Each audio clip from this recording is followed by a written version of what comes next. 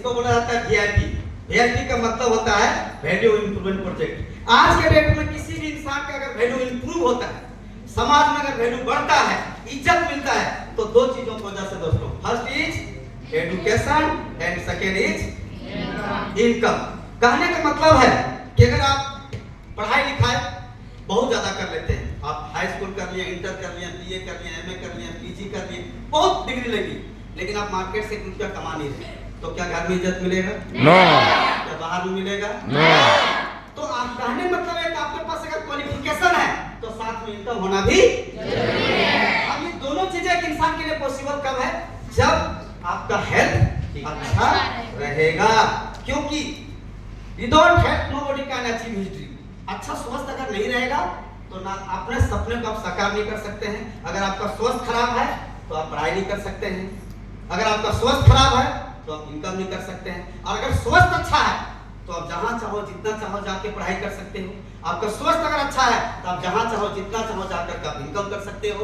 तो ये हेल्थ जो है बहुत इंपॉर्टेंट है, लेकिन भारत में एजुकेशन और इनकम के पीछे लोग इतना दीवाना है कि अपने हेल्थ को भूल गए। लेकिन दोस्तों सच ये है, इस दुनिया में आपका माँ बाप, भाई बहन, बीवी बच्चा, दोस्त यार, सब लोग धोखा दे सकता है, लेकिन इस शरीर क्या आपको धोखा दे सकता है? तो सबसे पहला त्रुटि किसका होना है? ये शरीर जो आपको मरते दम तक आपके साथ में रहेगा, तो सबसे ज्यादा ध्यान किसको देना चाहिए?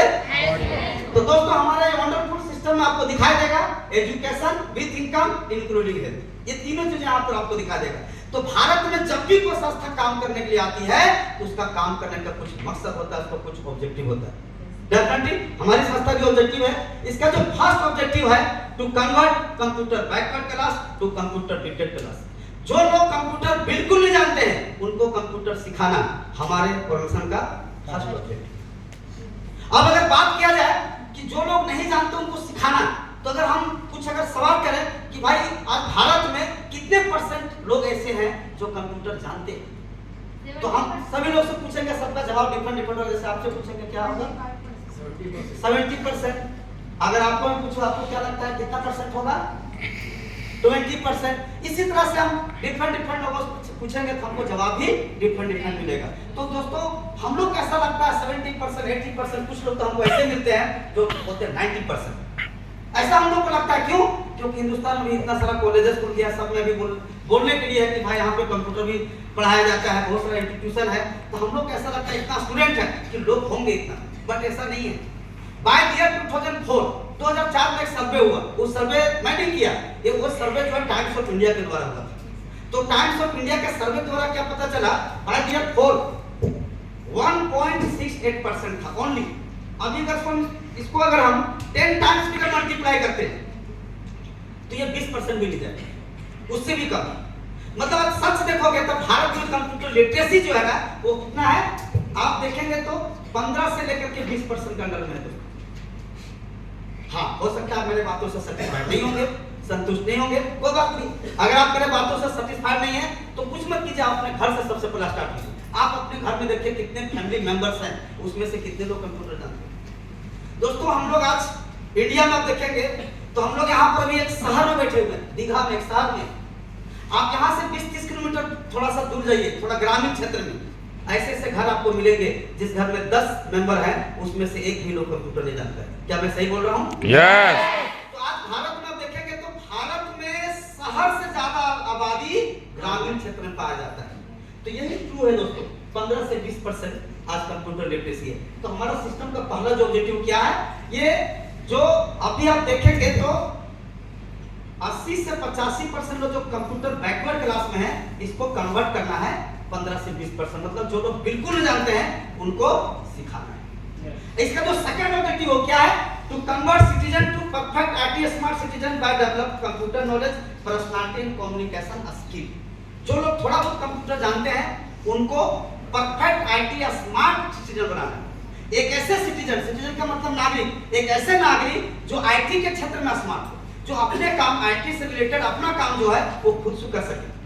आज भी आप देखेंगे भारत में कई लोग हैं जो मोबाइल रिचार्ज जाकर के दुकान में करवाते हैं, टीवी रिचार्ज करवाते हैं, रेलवे का टिकट निकालना जाकर के साइबर कैफे में चले जाएंगे या तो लंबा लाइन लेके खड़े हो जाएंगे। शहर में कहीं जाएंगे तो होटल रिक्शा लेकर होटल घूमते हैं। ये अपने से खुद कर सकते हैं, उसको आप बोल सकते हैं स्मार्ट नाम। तो इसका जो सेकंड ऑब्जेक्टिव वो क्या है, जो लोग थोड़ा बहुत कंप्यूटर जान रहे हैं उसको परफेक्ट करना। जैसे आज भारत में पढ़े लिखे लोगों का परसेंटेज क्या है, लगभग 75%। 75% लोग पढ़े लिखे हैं, लेकिन क्या वो 75% में क्या सभी लोग ग्रेजुएट है? क्या सब लोग इंटर है? क्या सब लोग हाई स्कूल है? उसमें उन लोगों का भी जनगणना हुआ, उन लोगों भी लिया गया जो लोग सिर्फ और सिर्फ हस्ताक्षर करना जाता, सिग्नेचर करना जाता। क्या बोला गया? ये पढ़ा लिखा है। तो 75% में। उसी प्रकार से 15 से 20% में वो लोग भी हैं जो कंप्यूटर ऑन ऑफ बनाते हैं। इसमें सब लोग बीएससी बीबीए एमबीए और एमएससी नहीं किया हुआ है, इसमें उन लोग भी हैं जो लोग कंप्यूटर को ऑन ऑफ करना जानता है। तो इसका जो सेकंड ऑब्जेक्टिव क्या है, जो थोड़ा बहुत जानना है उसको परफेक्ट करना, ताकि आप आईटी से रिलेटेड अपना काम खुद से कर सके और साथ ही साथ पढ़ने और बोलने का तौर तरीका सिखा जाए। देखिए डिग्री जितना भी ले ले अच्छा से अच्छा डिग्री ले, लेकिन आपका पर्सनालिटी अगर अच्छा नहीं है, थोड़ा बहुत 2 वर्ड अगर अंग्रेजी बोलने नहीं आता है, तो आपको अच्छा नौकरी नहीं मिलेगी। Are you agree with me? तो ये इसका सेकंड ऑब्जेक्टिव है। इसका थर्ड ऑब्जेक्टिव क्या है? To provide career oriented courses. Career बनाने के जिस कोर्स का आज मांग है, वैसा कोर्स यहां से प्रोवाइड किया जाता है। तो कैरियर बनाने का जो होता है ना, वो हर 20 साल में कुछ नई इंडस्ट्री में नया आता है दोस्तों। जैसे देश जब आजाद हुई थी 1940 के दशक में, तो डॉक्टर लोगों का जम के भर्ती हुआ। क्यों? उसका महामारी इंडिया में फैला था, बहुत लड़ाई झगड़ा गंगा उंगल चक्कर में महामारी फैला था, तो डॉक्टर का बहुत आवश्यकता था। उस टाइम जितने लोग डॉक्टर का डिग्री किया, ऐरा जितने भी लोग, सबका नौकरी लग गया, क्योंकि आवश्यकता था। आज भारत में देखिए डॉक्टर इंजीनियरिंग का आप देखेंगे तो भारत में आज का प्रेजेंट जो सीन है वो क्या है, 40 लाख से ज्यादा स्टूडेंट ऐसे हैं जो इंजीनियरिंग का डिग्री लेकर के और थर्ड ग्रेड में नौकरी वाला फिर अप्लाई करता है, क्योंकि उसका डिमांड नहीं है। 20 साल बाद जब फिर से दशक चेंज हुआ 1960 के दशक में, तो उस टाइम उन लोगों को नौकरी सबको मिला जो लोग इंजीनियरिंग का पढ़ाई किया था। क्यों? इंडिया फिर से बढ़ना चालू हुआ। आप हिस्ट्री खोल के देखिए, 1960 और 80 के दशक में ज्यादातर फैक्ट्री का निर्माण हुआ। तो निर्माण कौन करता है? इंजीनियर। बनाता कौन है? इंजीनियर। तो उस टाइम इंजीनियर का डिमांड था, तो इंजीनियर लोग आए। 20 साल बाद फिर दशक चेंज हुआ 1980 में, तो मैनेजमेंट का जितना लोग कोर्स किया उन लोगों को जॉब मिला। बिकॉज चलाएगा कौन? फैक्ट्री जो बन गया दुनिया जहां जितना बना उसको चलाएगा कौन? जो मैनेजमेंट करके आया। तो उसका डिमांड था। फिर 20 साल बाद 2000 ईस्वी आया। 2000 ईस्वी आते ही भारत में कंप्यूटर का आगमन हुआ, उससे पहले विदेश में। 2000 ईस्वी में भारत में कंप्यूटर का आगमन हुआ, और भारत में ही बहुत सारा किसान लोग, बहुत सारा मजदूर लोग, बहुत सारा धरना प्रदर्शन किया कंप्यूटर आने के बाद भारत में, कि ये तो अकेले एक जो है 10 आदमी बराबर काम कर लेगा, हम लोग कहां जाएंगे। तो 2000 ईस्वी पूरा आया, 2020 तक चला क्या? Computer computer computer. अब 2020 के बाद हम लोग 25 में आए दोस्तों। और ये इंडस्ट्री जो है वो क्या है, आज आप अभी से देख लो, छोटा ऑफिस से बड़ा ऑफिस, सब जगह कंप्यूटर से काम हो रहा है कि नहीं हो रहा है? तो आप अगर बिना कंप्यूटर के जाएंगे क्या जॉब मिलेगा आपको? आज से 25-30 साल आप बैठ जाइए। उन लोगों को जल्दी नौकरी मिलता था जिनका बैंक में, उन लोगों को जल्दी नौकरी मिलता था जिसका मैथमेटिक्स बहुत अच्छा है, क्योंकि उस टाइम बैंक में मोटा मोटा खाता बही मेंटेन होता था, उसी में निकासी और जमा सब होता था, और जोड़ घटा गुना भाग सब हाथ से होता था। तो मैथमेटिक्स का बंदा ज्यादा डिमांड था। लेकिन अभी आप मैथ में 100 का 100 नंबर लेके जाइए बैंक में, क्या नौकरी मिलेगा? नहीं। क्योंकि बैंक में सारा काम कैसे हो रहा है? कंप्यूटर। आप रेलवे में जाइए, सारा काम कैसे हो रहा है? Bye computer. आप मेडिकल में जाइए, आप किसी भी इंडस्ट्री में जाइए, सारा काम कैसे हो रहा है? Bye computer. तो आप बताइए आज कंप्यूटर की डिमांड है कि नहीं?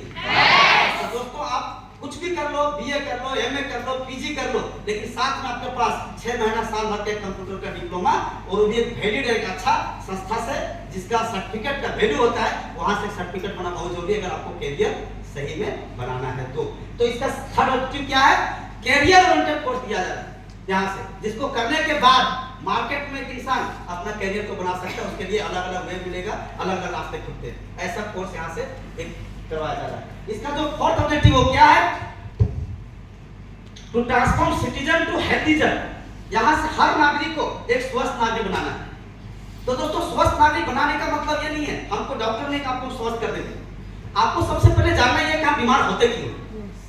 जब बीमारी आने का कारण पता चलेगा कि ऐसे खाने से, ऐसे करने से बीमारी आता है, जब वहां पे अवेयरनेस आ जाता है ना तो आप हेल्दी रहने का पूरा चांस हो जाता है। हम लोग को पता नहीं है कब खाना है, क्या खाना है, क्यों खाना है, कितना खाना है, जिसकी वजह से बीमारी होता है। तो दोस्तों आप देखेंगे हर आदमी के यहाँ पे एक स्वस्थ आगे बनाना है। तो स्वस्थ रहने के लिए पहले आपको जानना है कि हेल्थ कैसे रहना है। देखिए बीमारी क्यों आता है, आप देखेंगे 1940 के दशक में जब देश आजाद हुआ तो देश का आबादी कितना था, 30 करोड़ आसपास। आज आप देखेंगे देश का आबादी लगभग 130 करोड़ से ज्यादा, मतलब 100 करोड़ आदमी बढ़ गया। तो 100 करोड़ आदमी बढ़ गया, लेकिन क्या जमीन बढ़ा? तो जितना जमीन में 30 करोड़ आदमी खाता था उतना ही जमीन में 130 करोड़ आदमी को खाना खाना है। तो कैसे होगा? उल्टा जमीन घट गया, बिल्डिंग बन गया, कॉलेज बन गया, होटल खुल गया, तो जमीन घट गया, लेकिन आदमी तो इधर भी बढ़ गया। तो उतना ही जमीन में 130 करोड़ आदमी को मैनेज करना है, कैसे होगा? तो पैदावार को बढ़ाना पड़ेगा। तो पैदावार बढ़ाने के लिए फिर भारत में लाया गया हरित क्रांति। अब हरित क्रांति के चक्कर में आज देखेंगे पंजाब में एक स्पेशल ट्रेन चलता है। ऐसा सा वहां पर कीटनाशक, ऐसा सा खाद, ऐसा सा उर्वरक, ऐसा सा फर्टिलाइजर यूज हुआ कि वहां पर आप देखेंगे पंजाब से एम्स दिल्ली के लिए एक ट्रेन चलता है, जिस ट्रेन का नाम है कैंसर एक्सप्रेस। क्यों? क्योंकि पैदावार को बढ़ाने के लिए बहुत सारी चीजें यूज किया गया। तो आज कहने मतलब मेरा यह है कि खाना शुद्ध नहीं, इसके वजह से हम लोग बीमार आज ज्यादा हो रहे हैं। हर चीज आप प्रदूषित है। आप लौकी देख लीजिए, भिंडी देख लीजिए, ऐसा छिड़काव, ऐसा इंजेक्शन पड़ता है कि सुबह शाम में इतना बड़ा, सुबह में इतना बड़ा मिल जाएगा। आप दूध जो हम लोग पीते हैं वो भी शुद्ध नहीं, दूध भी सही नहीं है। तो हर चीज प्रदूषित हो गया, ये बीमार होने का पहला रीजन। दूसरा रीजन क्या है? आज का खाना पीना, खाने का तरीका। इंडिया में प्रॉब्लम क्या है? सुबह उठेगा, एक चाय पिएगा, 2 बिस्किट खाएगा, काम पर भाग जाता है। ऐसा है ना? लेकिन बोला क्या जाता है? Take breakfast as a king, take lunch as a division and take dinner as a beggar. मतलब सुबह का खाना राजा की तरह होना चाहिए, जो मिले यहां तक पूरा लेना। सुबह का डाइट हेल्दी होना चाहिए। इंडिया में 2 बिस्किट खा के भाग जाएगा काम पर। दोपहर का खाना बंटवारा करके खाना चाहिए। इंडिया में बंटवारा नहीं करता है, टिफिन ले जाएगा, कोना बैठ के अकेले मार ले। और रात के खाना बेगर की तरह, टेक डिनर एज अ बेगर, भिखारी तरह खाना, जो मिले रूखा सूखा एक 2 रोटी खा करके पानी पी करके सो जाना है। इंडिया में रात में बेगर नहीं, रात में राजा बनता है। पूरा हुमच के यहाँ तक डालेगा, पानी पीने की जगह नहीं छोड़ेगा। और ऐसे ऐसे महान लोग हैं ना कि जिस खटिया में बैठ के खाएगा उसी खटिया नीचे प्लेट खिसका कहीं पर उड़ जाएगा, एक कदम नहीं चलेगा। खाना का आवश्यकता कब था? मॉर्निंग में। बॉडी वर्क कब करता है? और हम खा कब रहे हैं? सुबह अगर यहाँ तक नहीं खाएंगे, दिन भर टहलने फिरने काम करने के दौरान में सारा खाना हजम हो जाएगा, उसका ओरिजिनल पोषक तत्व आपको मिल जाएगा। लेकिन रात में आप यहाँ तक खा करके बॉडी से रेस्ट में चला गया, वो खाना हजम होगा? इसीलिए आज भारत में देखेंगे 95% बीमारी का जन्म पेट से हो रहा है, क्योंकि खाना गलत तरीके से खाया जा रहा है। तो खाना खाने का तरीका अगर सही होगा तो हेल्थ अच्छा होगा। तो ये है दूसरा कारण है बीमार होने का। तीसरा कारण क्या है? हमारा बॉडी को सही फिट फाट सही रखने के लिए एक दिन में लगभग 40 विटामिन की आवश्यकता पड़ता है। कोई नहीं खाता। मैक्सिमम घर में रोटी चावल आलू सब्जी दाल बनेगा, खा के लोग सो जाता है। रोटी चावल आलू के सब्जी में कार्बोहाइड्रेट पाया जाता है, तीनों मिलाकर एक ही विटामिन। पेट तो भर गया रोटी चावल आलू के सब्जी से, लेकिन विटामिन कितना मिला? ये चलो पानी फ्री मिल जाता है। और दाल कभी कभार मिलता है, तो दाल जो है केवल रोटी भिंगाने लिए तो चावल भिंगाने लिए मिलता है। दाल तो प्रोटीन तब आएगा जब इतना दाल कम से कम पिएंगे। को पीता है इतना दाल? तो वो है आपका विटामिन जितना चाहिए उतना मिलता नहीं है। तीसरा कारण है बीमार होने का। तो हेल्थ का एक अलग चैप्टर है, हम इसमें ज्यादा लंबा नहीं चलना चाहेंगे। लेकिन मेरा जो फोर्थ ऑब्जेक्टिव क्या है कि जो जितने भी नागरिक हैं उनको स्वस्थ नागरिक बनाना है। उसके लिए यहाँ पे बहुत सारा हेल्थ का प्रोडक्ट है, जिसको नियमित रूप से अगर लिया जाए तो आपको डॉक्टर पर जाने का जरूरत नहीं पड़ेगी। इसका जो फिफ्थ ऑब्जेक्टिव क्या है? To create entrepreneurship. यहां से हर व्यक्ति अपना पावर को उभार करके एक अच्छा उद्योगपति बन सकता है। अब एक अच्छा उद्योगपति बनने के लिए 2-3 चीजों की आवश्यकता पड़ता है। पहला फैमिली का सपोर्ट, दूसरा पैसा। यहां पर हो सकता है बैठा हुआ एक लड़की जिसको डॉक्टर बनने की इच्छा है, पावर भी है, टैलेंट है, ऊपर सब कुछ दे के भेजा है, लेकिन गरीब घर का है, पैसा नहीं है, तो चाहते हुए बन पाएगा? अपना इच्छा मानना पड़ेगा। हो सकता है कोई लड़का है जो इंजीनियर बनना चाहता है, टैलेंट है, पावर है, ऊपर सब कुछ दे के भेजा है, लेकिन पैसा ही नहीं है, फैमिली का सपोर्ट नहीं है, तो क्या वो चाह करके इंजीनियर बन पाएगा? तो वैसे लड़का लड़की लोगों का ऑब्जेक्टिव है to create entrepreneurs without investing any capitals. बिना कोई कैपिटल खर्चा किए वो यहाँ से एक अपने आप को एक अच्छा उद्योगपति बना सकता है।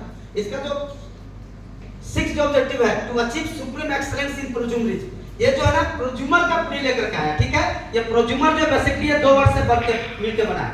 पहला हो गया प्रोज्यूमर और दूसरा हो गया आपका, पहला हो गया प्रोड्यूसर और दूसरा हो गया आपका प्रोज्यूमर। प्रोड्यूसर से प्रो और प्रोज्यूमर से जूमर मिला करके इधर का 3 और उठाया, इधर से 3 और बनाया क्या? प्रोज्यूमर। एक नया रेगुलेशन लेकर के आया। तो प्रोड्यूसर का मतलब क्या होता है? निर्माता जो सामान को तैयार करता है, बेचता और पैसा कमाता है। और कंज्यूमर का मतलब होता है उपभोक्ता जो सामान को खरीदता और कंज्यूम करता है, यूज करता है। तो आज तक क्या देखा गया कि केवल बेचने वाला आदमी कमा रहा है और खरीदने वाला केवल खर्चा कर रहा है। ये दोनों वर्ष से आवाज उठाया, रेगुलेशन आया हमारी संस्था कि आज के बाद बेचने वाला भी कमाएगा और खरीदने वाला भी कमाएगा। ये रेगुलेशन लेकर के आया। अब इतना अच्छा ऑब्जेक्टिव को जो लेकर के आया है, उसका नाम क्या है? उसका नाम जरूर हम बताएंगे और जानना भी चाहिए।